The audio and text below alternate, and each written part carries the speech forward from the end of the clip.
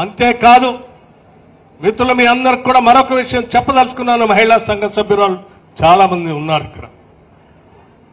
ఆనాడు కాంగ్రెస్ ప్రభుత్వం ఉమ్మడి రాష్ట్రంలో మొదలుపెట్టినటువంటి ఇందిరా క్రాంతి పథకం కింద వడ్డీ లేని రుణాలు ఇచ్చినటువంటి కార్యక్రమం కూడా మీ అందరికీ తెలుసు. తద్వారా మహిళలు వడ్డీ లేని రుణాలు తీసుకొని గ్రామీణ ప్రాంతాల్లో వారి కుటుంబాల కోసం నిలబెట్టి ఖర్చు పెట్టుకోవటానికో, బిడ్డను చదివించుకోవటానికో, ఇల్లు బాగు చేసుకోవటానికో, లేకపోతే పంట పండించుకోవటానికో, లేకపోతే మరొక వ్యాపారం చేసుకోవటానికో వడ్డీకి వడ్డీ గిరిగిరి వడ్డీలు తెచ్చుకొని కుటుంబాలు అనేక రకాలైన ఇబ్బందులు పడుతూ ఉండే.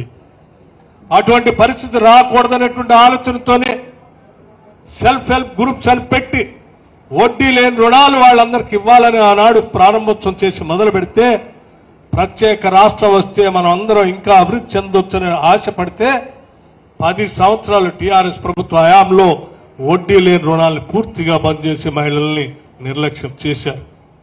ఈరోజు రాష్ట్ర ప్రభుత్వం మహిళలను మహాలక్ష్మిలాగా గౌరవించి వాళ్ళందరినీ ఆదరించాలనేటువంటి ఆలోచనతో ఉన్నాం. 1 కోటి మంది మహిళల్ని కోటీశ్వరులు చేయాలనేటువంటి ఆలోచనతో ఈ రాష్ట్ర ప్రభుత్వం మహిళలందరికీ తిరిగి వడ్డీ లేని రుణాల్ని ఇచ్చేటువంటి కార్యక్రమం మొదలుపెట్టాం.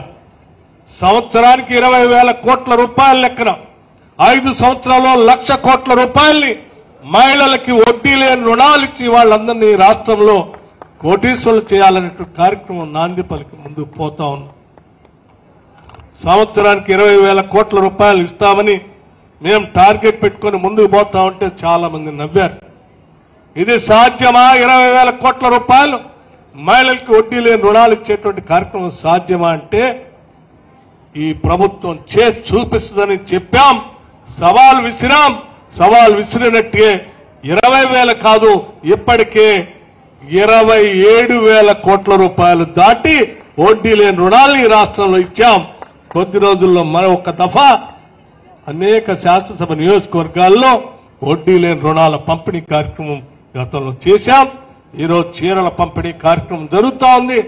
దీని తర్వాత తిరిగి మళ్ళీ ఈ రాష్ట్రంలో ఉన్నటువంటి మహిళలందరికీ వడ్డీ లేని రుణాలు ఇచ్చే కార్యక్రమం కేవలం 2-3 రోజుల్లోనే రాష్ట్ర వ్యాప్తంగా మహిళలందరికీ ఇటువంటి బహిరంగ సభలే పెట్టి శాసనసభ స్థాయిలో మీ అందరి సమక్షంలో వడ్డీ లేని రుణాల్ని వాళ్ళకి నేరుగా పంచే కార్యక్రమాన్ని కూడా చేయబోతా ఉన్నాం.